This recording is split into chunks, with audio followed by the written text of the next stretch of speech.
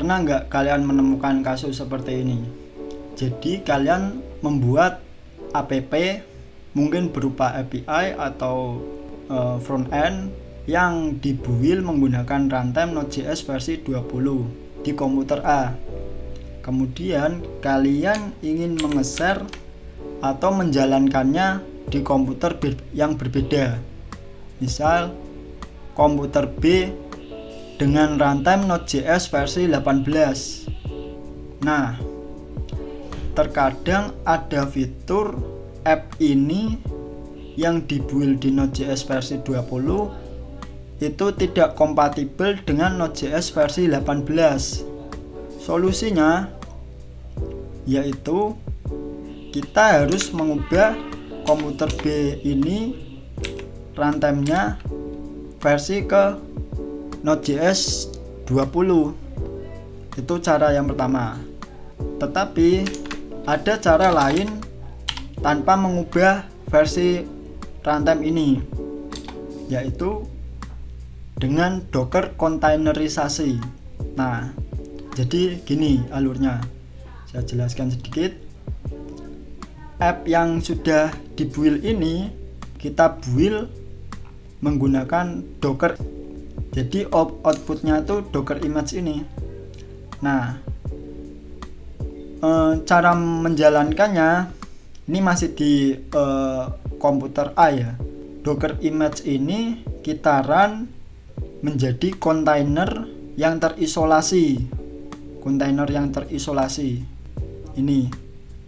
Kontainer ini menghasilkan output port host 3000 dan port Docker 80. Ini misal ya, ini port host 3000 atau 80. Ini misalnya. Nah, port host 3000 dan port Docker 80 ini apa?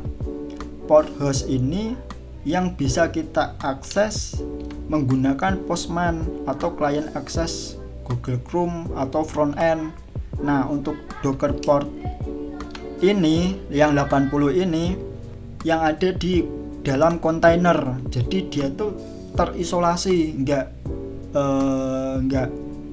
sama dengan ini, tapi connect kedua ini saling connect. 3000 itu milik port Docker 80, port 80 dari kontainer ini adalah milik port host 3000 ini. Misal kita punya kontainer lain, walaupun kontainernya portnya 80 seperti ini, misalnya ya kontainer lain, misal simpelnya di sini. Ini misal portnya 3000, misal ya. Ini nggak boleh sebenarnya. Walaupun ini port Docker ya.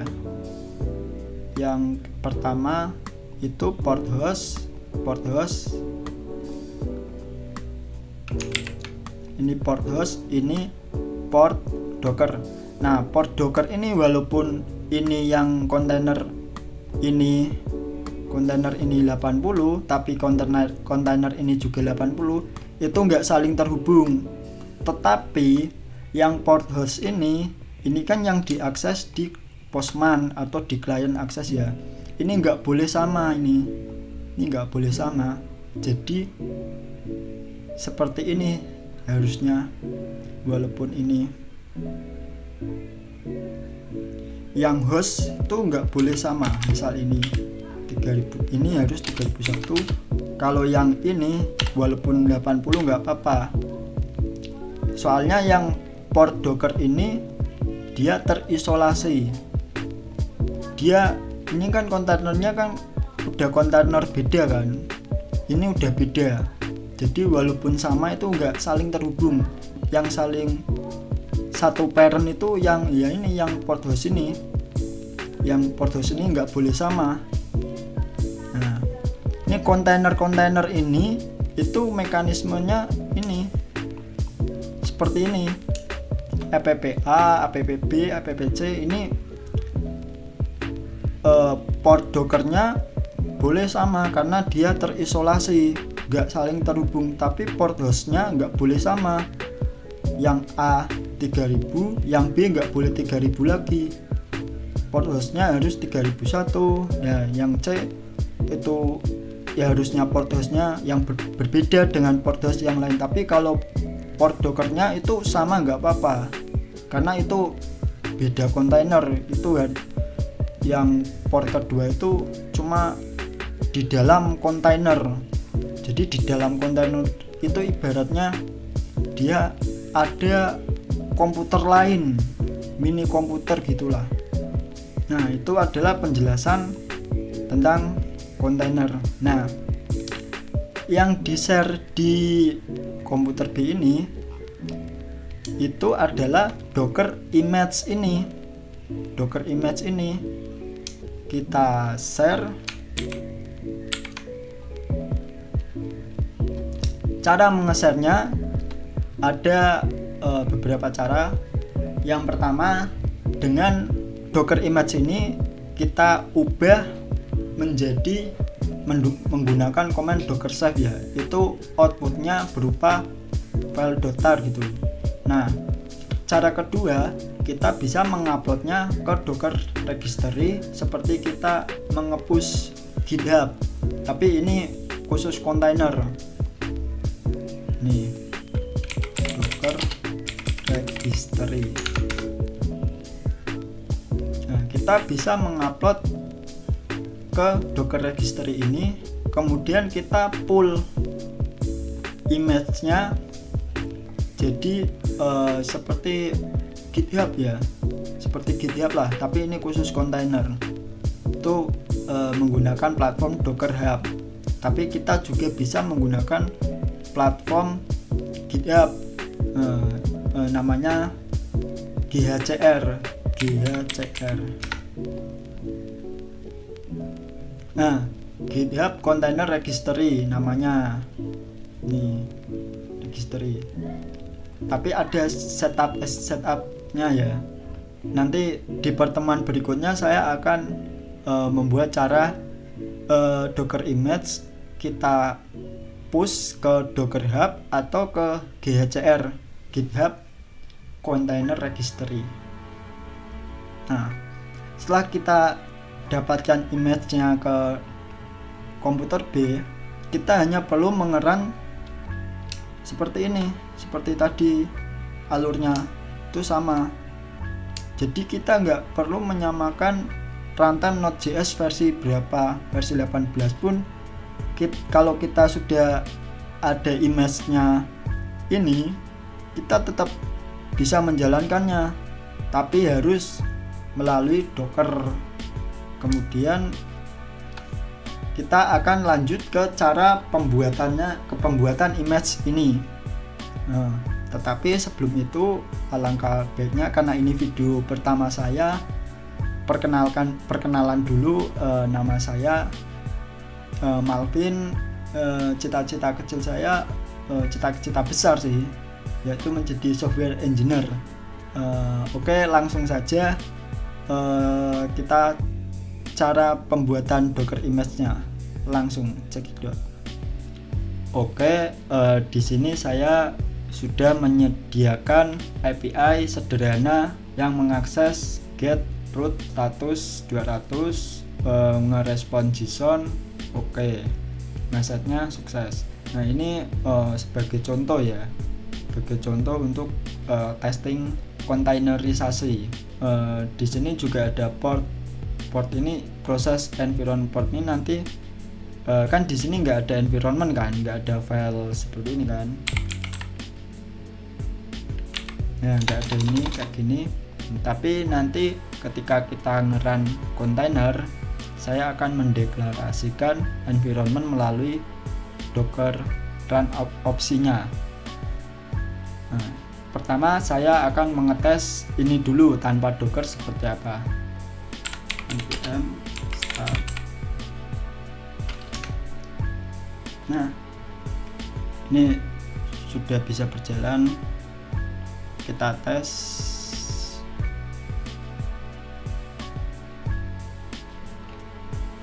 Ini saya menjalankannya menggunakan WSL ya, karena lebih enak aja kalau pakai WSL. Coba ya kita akses. Ini seperti port 8080, ini sama localhost 8080. Ketika diakses dia akan respon output status 200, JSON oke, dan message-nya adalah sukses. Coba ya, standar. Nah, sudah berhasil. Ini menjalankan tanpa Docker ya.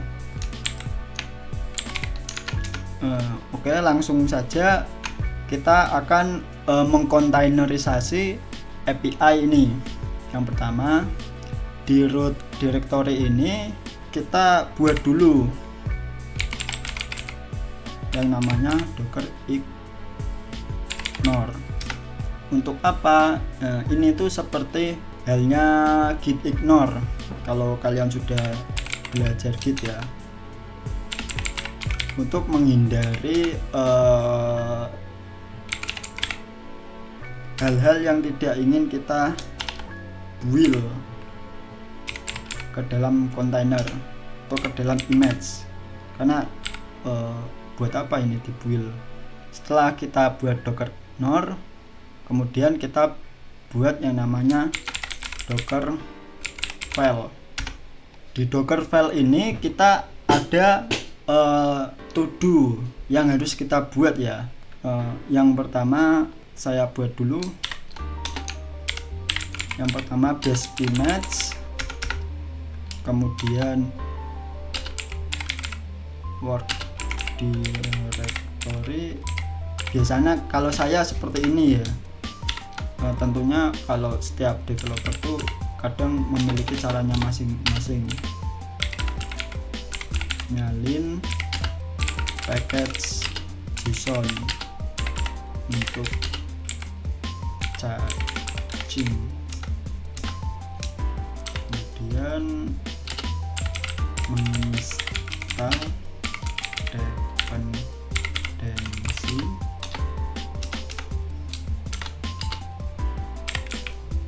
tambahkan log, ini opsional.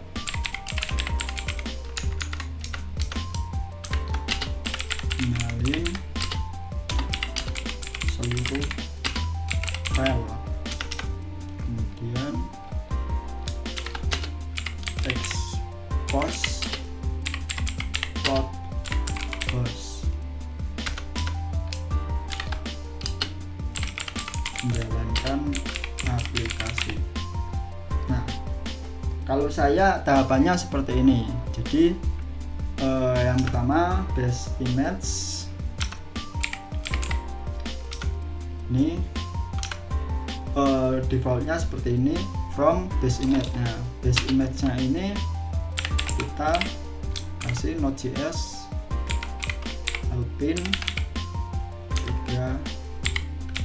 Ini kenapa Alpine? Alpine tuh terkenal ringan.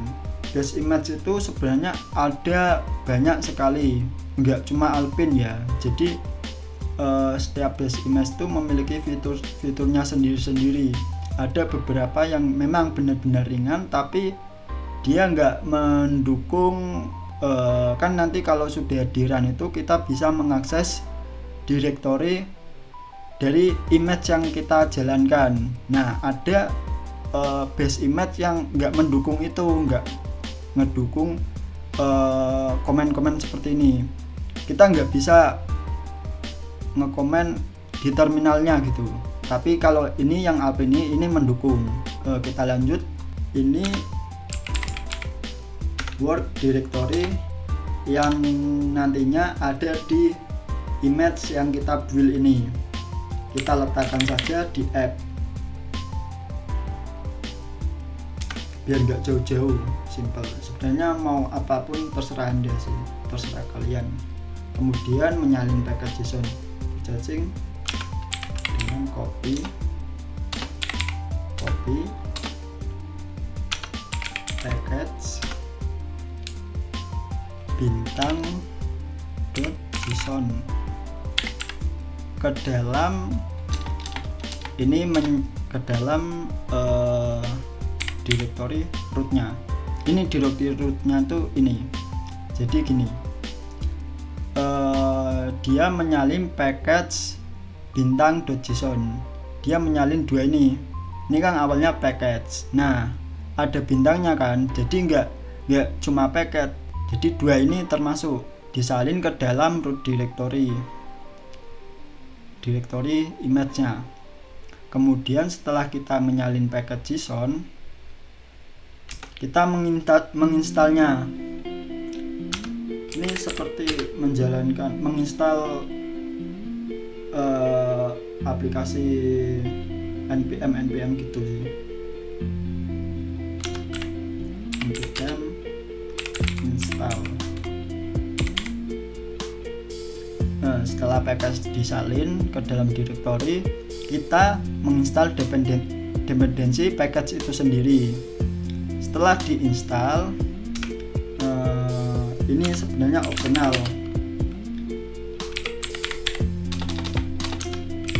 Kalau nggak mau dikasih ini juga nggak apa-apa sih. Dependensi sudah terinstall, simpelnya aja ya. Kemudian setelah install ini, setelah kita install, baru kita menyalin semua file yang ada di sini ke dalam wordir image. Copy semua ke root directory. Setelah terinstall dan di copy, kita mengekspos port. Jadi ini kan ada port kan di dalam app ini. Port ini environment port atau enggak defaultnya 8080. Nah, kita expose port 8080 sesuai ya. Setelah kita expose ini tujuannya agar port tadi bisa diakses di host port yang tadi saya jelaskan sedikit ya.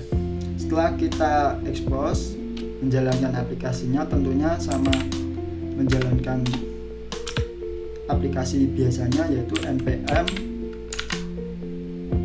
start. Start.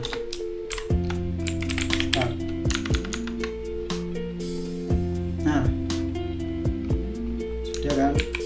Tetapi sebelum menjalankan ini tentunya kita harus menginstal dokernya. Docker bisa docker desktop atau docker CLI ya. Ini docker desktop. Tapi kalau yang masih belajar, alangkah baiknya pakainya docker CLI. Jadi docker desktopnya kita install tapi kita abaikan. Jadi ngaksesnya nanti di sini, di CLI ini untuk mengecek, mengeran. Kalau di docker desktop kan ini kan tinggal klik-klik image, kita run, container kita run, kan tinggal klik-klik gini kan, volume seperti apa, menghapus. Nah, untuk yang belajar itu alangkah baiknya kita pakai yang versi CLI, karena nanti di server kita nggak ada ini, nggak ada docker desktop ini. Ini docker desktop ini cuma ada di nggak di server. Di server kan nggak ada UI kayak gini kan. Oke, kemudian setelah buat ini dan menjalankan dokernya, kita cek docker ps docker image. Ini mengecek image kita ya. Nah, ini eksperimen saya ya. Ada image ini GHCR, ini docker registry dari GitHub, image Mongo. Nah, kita akan buat ini image ini clear. Kemudian untuk ngebuildnya saya sudah mendokumentasi hasil belajar saya ya. Ini cara docker build, docker run, docker log, docker container command, docker save ini untuk mengesave filenya, untuk mengeser, docker load, push docker image ke registry, docker compose. Nah ini nanti saya share di deskripsi ya notionnya. Nah, kita buka dokumentasi saya, ini komennya.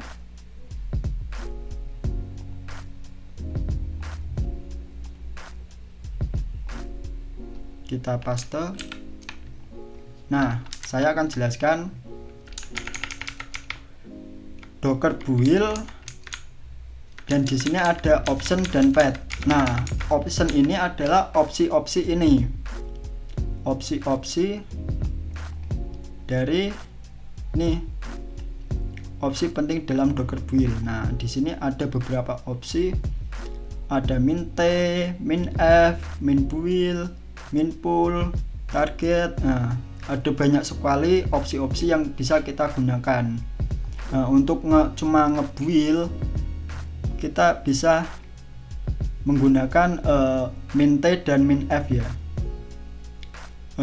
Min t itu untuk menamai image kita dan menambahkan tagnya. Kemudian yang min f itu letak dari docker file ini. Oke, langsung saja sama optionnya min f docker file. Ini karena ini di direktori app-test, jadi ini di root ya, nggak perlu, kalau nggak perlu pet slash apa slash folder apa, langsung ya docker file kayak gini. Kemudian opsi yang kedua yaitu min t, yaitu nama apa ya namanya, sesuai aja ya, API test gitu ya, API test. Kemudian tagnya versi 0.0.1.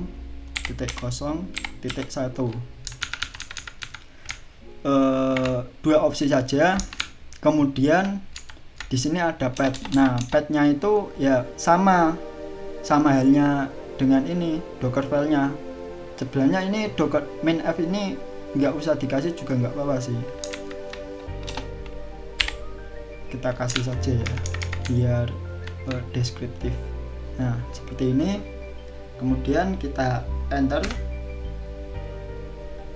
tunggu, sudah menjalankan build-nya. Nah, sudah, kita ceknya coba di terminal biasa aja ya biar agak besar.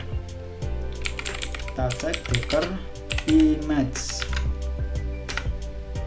Nah, API test sudah ke build dengan size 166 MB.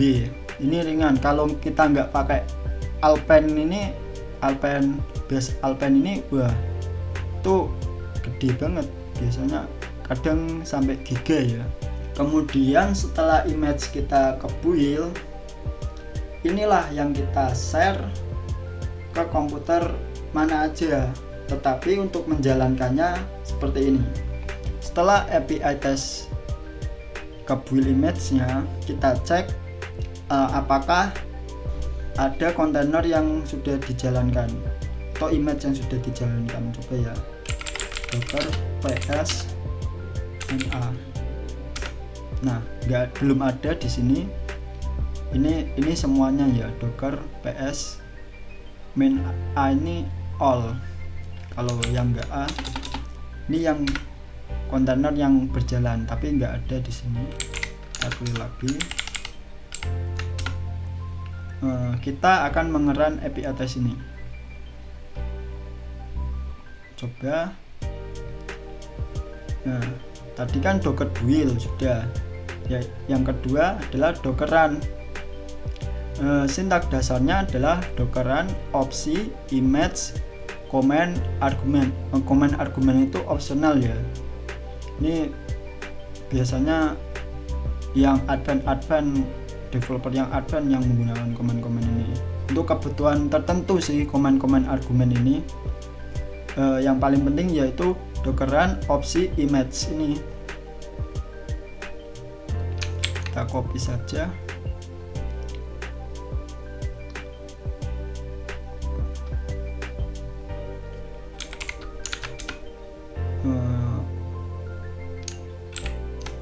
Docker run sebenarnya nggak harus di sini sih, kita juga bisa mengeran lewat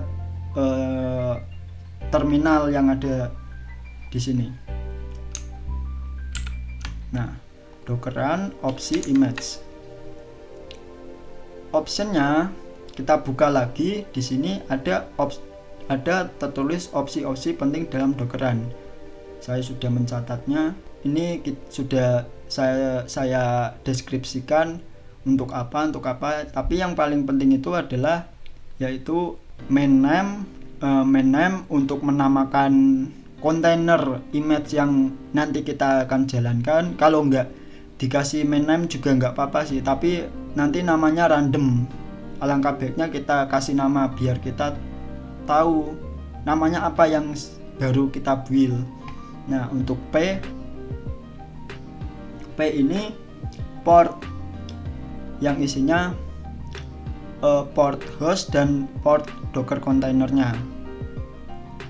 Kemudian ada volume, ada environment, ada network kalau kita memakai network untuk menghubungkan dua image, ada memory dan ada sebagainya.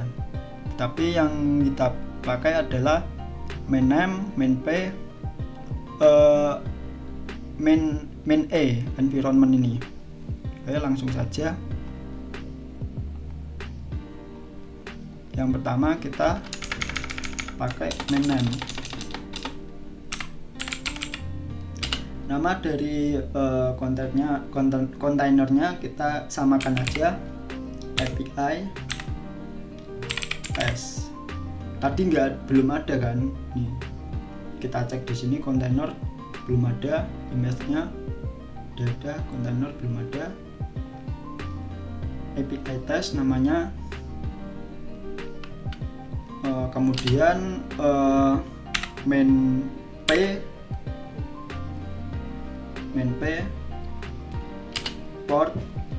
portnya tadi yang dibuild di sini adalah 8080, kita samakan aja dengan 8080 yang sudah diekspos. Nah, kalau yang kedua ini adalah port yang ada di dalam Docker. Biasanya kalau nggak 80 atau disamakan saja biar nggak bingung ya.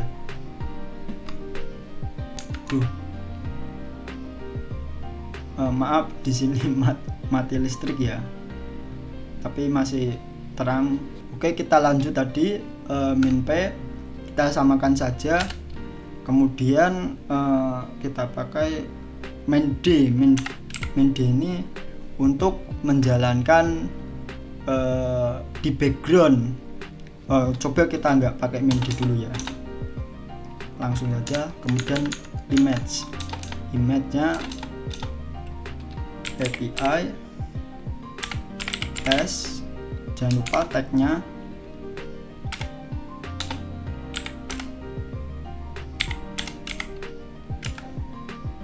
Seperti ini. Coba kita enter. Oh, bentar. Ini salah ya. Name-nya tuh ada min-nya 2 kalau name ya, khusus untuk name. Kita enter. Nah, server listening on port 8080. Kita coba cek.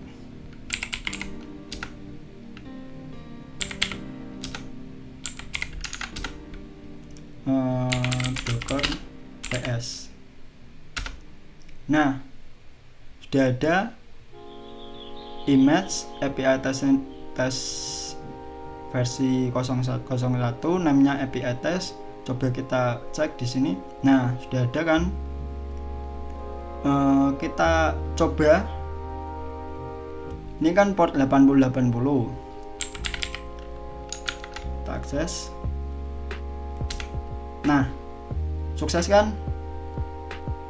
Tetapi ini berjalannya nggak di background. Ini kan saya buka terminal lagi kan.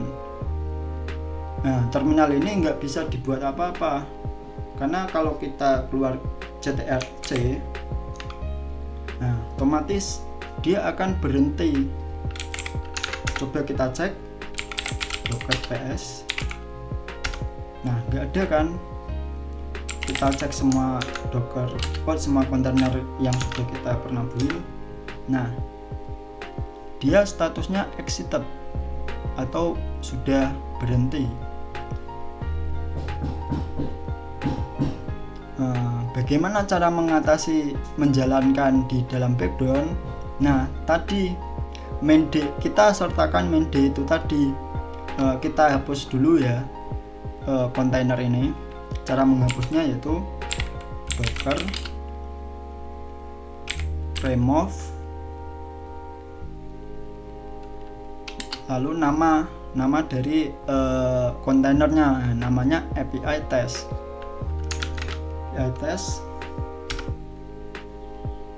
Kita clear, kita cek lagi docker ps main all. Nah, nggak ada kan, kita cek. Nah, sudah hilang. Nah,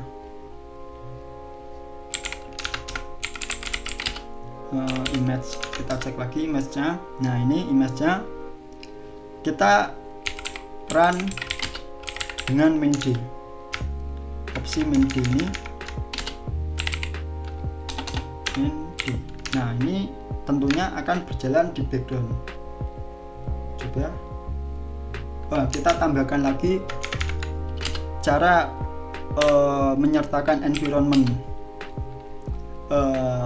dengan main E ya. Main E, kemudian nama dari kata kuncinya, kemudian value. Oke, kita cek di sini di projectnya. Nah, namanya port kita sesuaikan saja, main E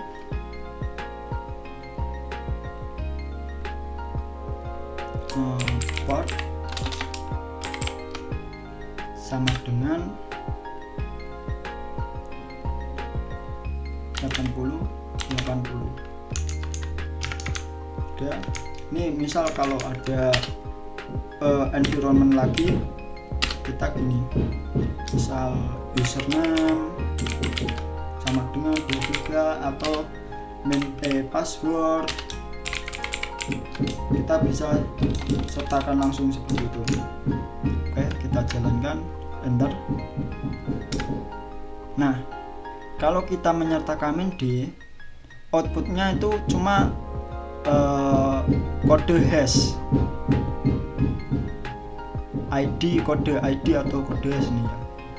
Nah, tapi kita cek docker, tapi terminalnya bisa kita gunakan, kita bisa mengeceknya. Nah, berjalan kan. Dan kalau kita tes juga localhost 8080 ini juga bisa dites menggunakan Postman ya. Bentar. Nah, bisa kan? Nah, seperti itu. Seperti itu untuk mengkontainerisasi dari sebuah proyek ya, atau app. Nah, untuk mengeser-mengesernya itu kita hanya cukup mengeser image-nya ini, bukan kontainernya ini. Nih, image ini yang kita share.